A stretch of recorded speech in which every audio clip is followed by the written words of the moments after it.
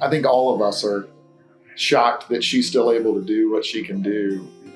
We all want to be Jewel, and I say the world would be a better place if we had more Jewel bells in it.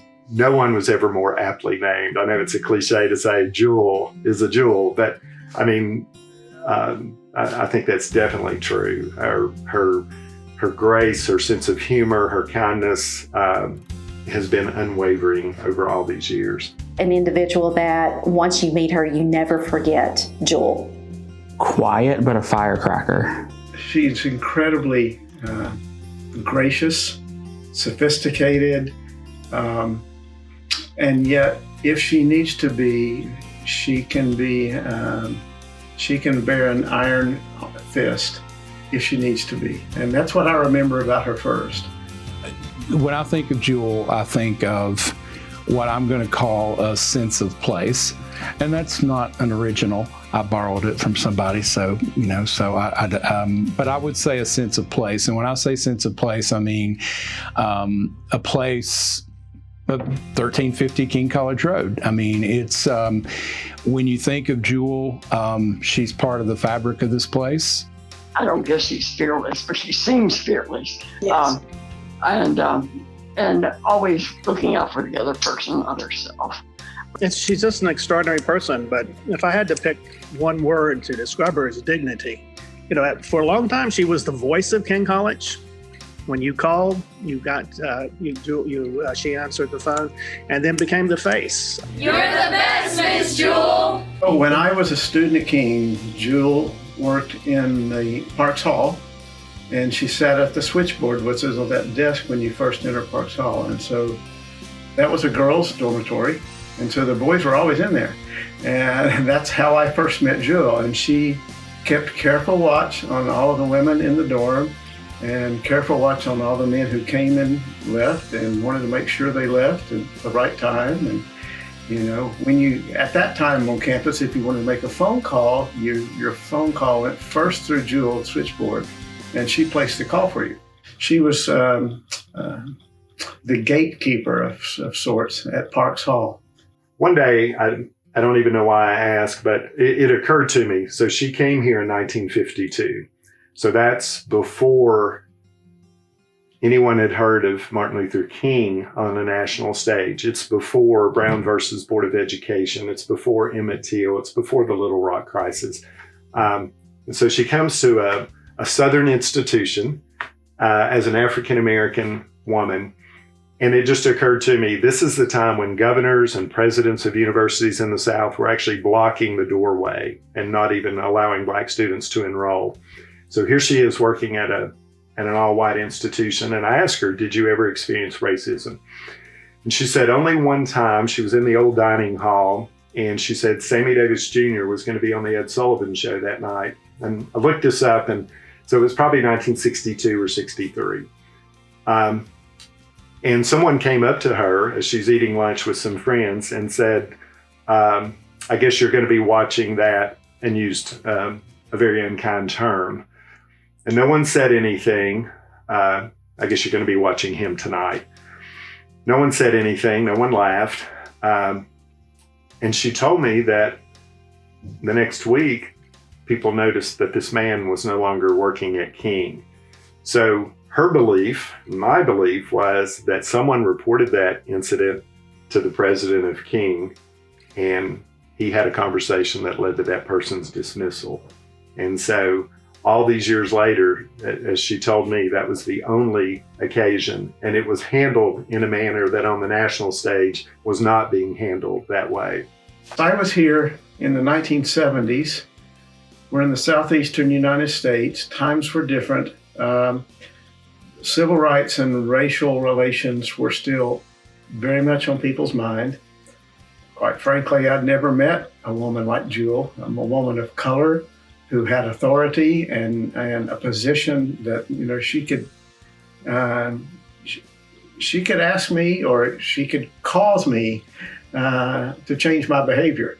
I had never met someone like that. You know, I grew up in the South, so that was a wonderful thing for me. And then as I got to know her more through my time here at King, I saw many, many sides of Jewel. for so many individuals, Jewel has been a mentor, but more than that, a mother. I know that the YWCA presented Miss Jewel with an award for her work in the area of racial and social justice in our community a few years back. And when we presented that award, we had interviewed lots of the students at King University, and we just said she has thousands of children across the country, and that she truly has had unbelievable impact on their lives. And it's because she approaches her experiences and the experiences of many other African Americans through love. And she shares those experiences in a way that individuals can understand, and it's a lesson. I had the privilege of working with Jewel for 5 years in the president's office, and I was amazed when I went into the president's office that here was this person who had already been there for a very long length of time of service here at King. And of course, we automatically developed this friendship. And we realized that we could talk to each other about anything and everything, and we did. Every day was filled with laughter. That was probably the most memorable every day. There were some times that we shed tears for whatever reason, but we did a great deal of laughing. And for me, I was amazed that we could have so much in common, although we were several generations apart. And to realize that you had that much in common with someone, and you think about someone your own age, and so we developed this bond and this friendship that lasted not just the time I was in the president's office, but even today. We love you, Miss Bell! So I've been with the YW for going on 37 years. And she's probably one of the first people that I met when I came to the YW. And when you think about all of the people that have been at the YW, she absolutely is one of the people that is the heart of the YW. And she's an absolute treasure, and we all love her. I just love Miss Jewel. I have been here at the YWCA for about 23 years, and she has been a part of my YWCA life the whole time that I've been here, serving on our board. She's always been so supportive of our teen pregnancy program and our Tech Girls After School program. She just loves to be a part of children and young people, and she just brings this vibrant energy with her. And so we're just so pleased to be a part of this celebration with her retiring finally. When I was a reporter at the Bristol Herald Courier and I covered the road dedication sign ceremony, she looked at me and she goes, "I don't deserve this honor. Why are they doing this for me?"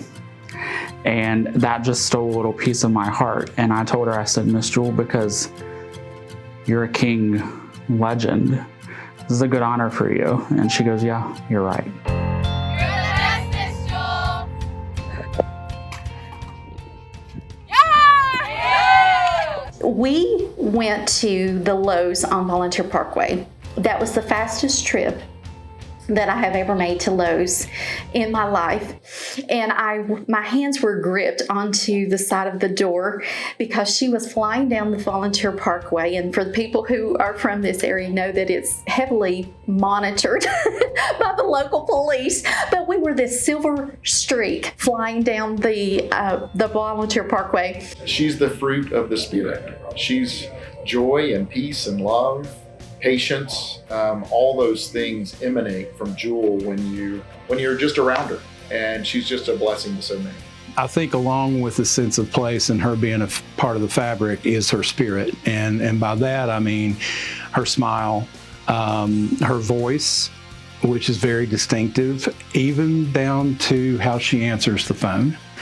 And I think all of that together it brings me a lot of joy when I think of her spirit and how she approaches people. She makes people feel welcome, and she's done that for 70 years, which is unheard of.